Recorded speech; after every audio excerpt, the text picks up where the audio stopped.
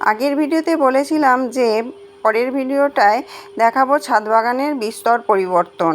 তো কি পরিবর্তন করেছি, ছাদ বাগানে কি করেছি না করেছি সব কিছুই রয়েছে এই ভিডিওটির মধ্যে। তো ভিডিওটি সম্পূর্ণ দেখবার জন্য অনুরোধ রইল। আর সম্পূর্ণ দেখবার পর যদি ভিডিওটি ভালো লাগে তাহলে লাইক করবেন, কমেন্ট করবেন এবং শেয়ার করবেন। আর যদি নতুন বন্ধু হয়ে থাকেন তাহলে চ্যানেলটি সাবস্ক্রাইব করে পাশে থাকবার জন্য অনুরোধ রইল।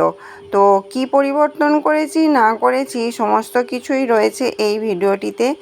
আর তো চলুন বেশি দেরি না করে ভিডিওটি দেখে নেওয়া যাক। নমস্কার বন্ধুরা, আমি বর্ণালী আর আপনারা দেখছেন সবুজ ভালোবাসা। আর প্রথমেই দেখুন যে খাবারটা তৈরি করে দেখিয়েছিলাম সেই খাবারটা দিয়ে নেব আজকে একটু গাছেতে। তো এই ভিডিওটা আমি করেছি দুদিন আগে, মানে পরশু দিনকে। তখন কিন্তু বৃষ্টি হয়নি, কিন্তু ঝড় ক্রমশই হচ্ছিল, মানে ঝোড়ো হাওয়া বেশ জোরে ঝোড়ো হাওয়া বইছিল। তো তখন কিন্তু কাঠফাটা রোদ ছিল, বৃষ্টি কিন্তু হয়নি। বৃষ্টি হয়েছে পরশু দিনে আর কালকে।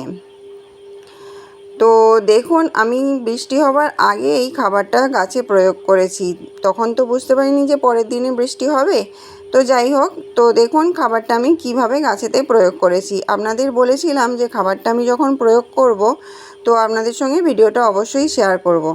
তো দেখুন আমি এই জলের ঝাড়িটাতে জল নিচ্ছি এবং ওই বাটিটার 1 বাটি বা 1.5 বাটি বা 2 বাটি পরিমাণ, মানে যে গাছে যেরকমভাবে জলটা দিচ্ছি সেরকমভাবে ওটা মিশিয়ে নিচ্ছি। যখন বেগুন গাছ এই সমস্ত গাছে দিচ্ছিলাম তো তখন 2 বাটি করে মিশিয়েছি, কারণ ওদের খাবারের বেশি প্রয়োজন। আর এমনি গাছগুলোই যখন দিচ্ছিলাম 1 বাটি করে মিশিয়েছি। তো ওটা হলো একটা ব্যাপার। আর এদিকে দেখুন আমি কিন্তু পাতাবাহার বাগানটা ঘুরিয়ে দিয়েছি, আর এইখানে মাঝখানে যে নেটটা ছিল সেই নেটটা খুলে দিয়েছি। খুলে দিয়ে দেখুন এই যে এই দিকে নেটটাকে সোজা ঘুরিয়ে দিয়েছি একদম আমার মন্দির পর্যন্ত। তো এই দিকটায় নেটটা ছিল না, নেটটা এই মাঝখান দিয়ে নয়, মানে একটু সামনে থেকে সামনে দিয়ে আড়াল করা ছিল। কিন্তু এখন এই যে মাঝখান থেকে নেটটা খুলে করে দিয়েছি একদম ধার দিয়ে। আর এদিকেও দেখুন পদ্ম গাছগুলো বসিয়ে দিয়েছি।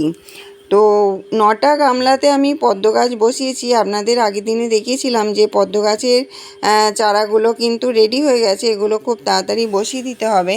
তো আমি 9টা পদ্ম গাছ এখানে বসিয়েছি। আগের বারে এতক্ষণে পদ্ম গাছে ফুল চলে এসেছিলো, কিন্তু এবছর পদ্ম গাছ আমার রিপোর্টিং করতে অনেক দেরি হয়ে গেল। আর এখানে দেখুন রেখেছি ওই ছাদ বাগানের যে বাগানবিলাস ফুলের গাছগুলো, এখানে 3টে গাছ রেখেছি, কিন্তু এই গাছগুলো আমি আবার সরিয়েও দিয়েছি, এই দিকটাতেও নেট করে দিয়েছি। যেহেতু এটা 2 দিন আগেকার ভিডিও, তাই এই গাছগুলো তখন এখানেই ছিল। এই গাছগুলো কিন্তু এখন এখানে নেই। পরের ভিডিওতে দেখাবো যে এই গাছগুলো কোথায় রেখেছি। আর পদ্ম গাছগুলো এই দিকটাই রেখেছি। এই যে দেখুন এই দিক থেকে, এখান থেকে নেটটা ছিল এই গামলার পাশ থেকে, মানে এই যে অ্যামারিলিস লিলির পর থেকে ছিল নেটটা। এখানে রেখেছি ওই ছাদের যে 2টো কলকে গাছ, এই যে দেখুন বড় বড় টবে রয়েছে 2টো কলকে গাছ। তো ওই কলকে গাছের ওই পাশ থেকে ছিল নেটটা, ওখান থেকে নেটটা খুলে এদিকে ঘুরিয়ে দিয়েছি। তো যারা রেগুলার ভিউয়ার্স তারা নিশ্চয়ই বুঝতেই পারছেন যে ছাদ বাগানের বিস্তর পরিবর্তন ঘটেছে।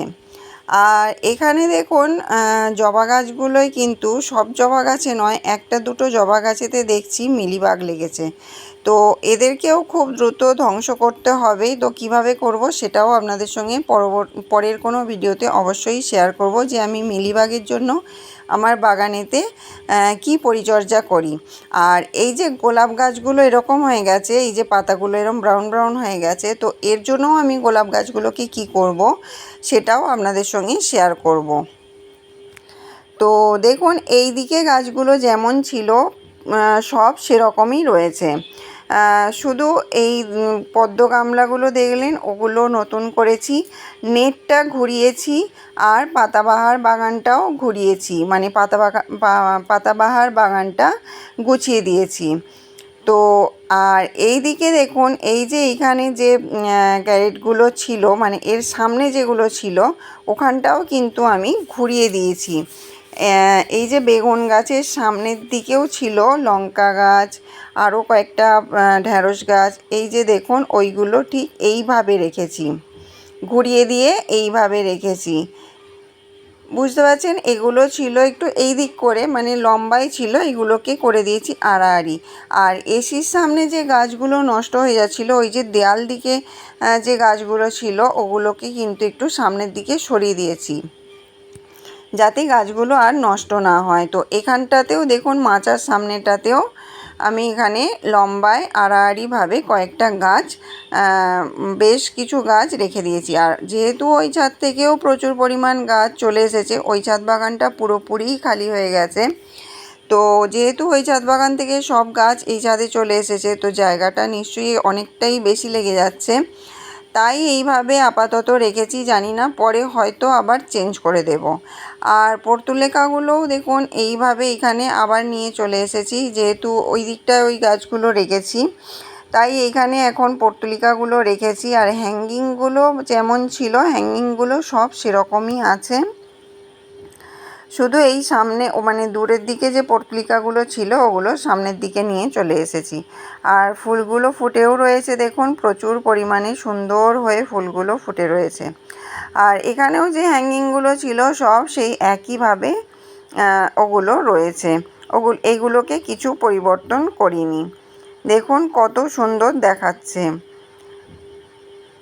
আর ওই দিকে যে এসির কাছে দেয়ালের দিকটা যে খালি হয়ে গেছে, ওদিকেও আমি এই রকমভাবে বাঁশ বেঁধে হ্যাঙ্গিং করব। আশা করছি পরের ভিডিওতে সেটা আপনাদের সঙ্গে শেয়ার করতে পারবো।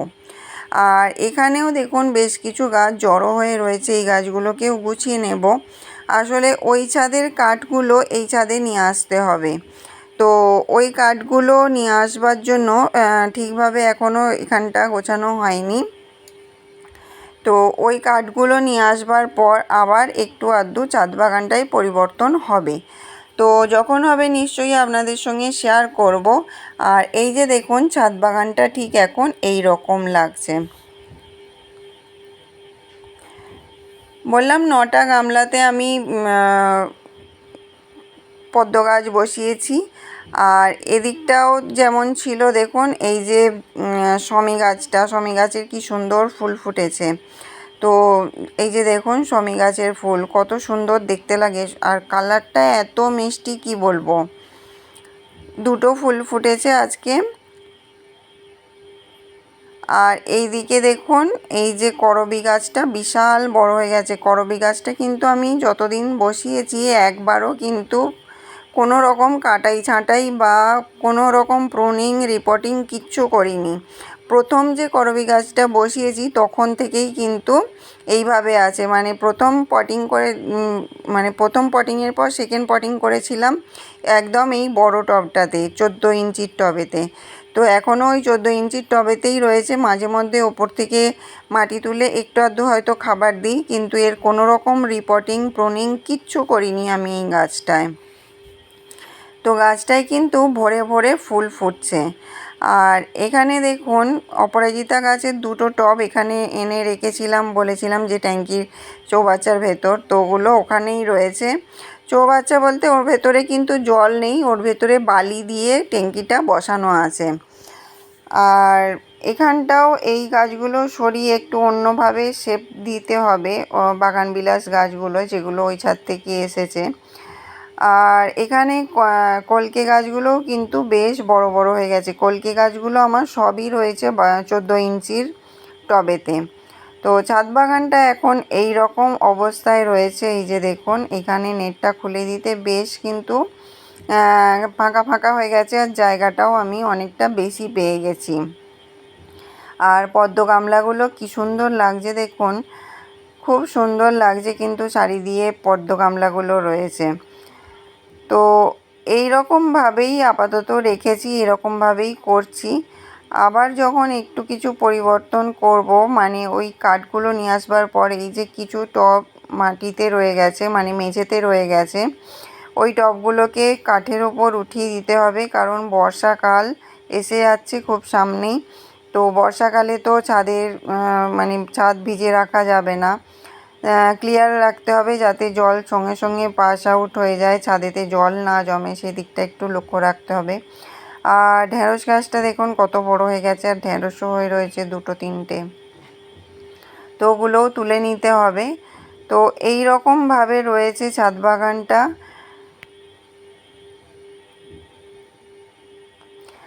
আর ক্যাপসিকাম গাছগুলোয় প্রচুর পরিমাণে ক্যাপসিকাম ধরেছে, আপনাদের পরের ভিডিওতে অবশ্যই শেয়ার করব। ক্যাপসিকাম গাছগুলোয় এত ক্যাপসিকাম ধরেছে যে কি বলবো, মানে প্রচুর পরিমাণে ক্যাপসিকাম ধরেছে, আপনাদেরকে দেখাবো পরের ভিডিওতে, দেখবেন কত ক্যাপসিকাম ধরেছে।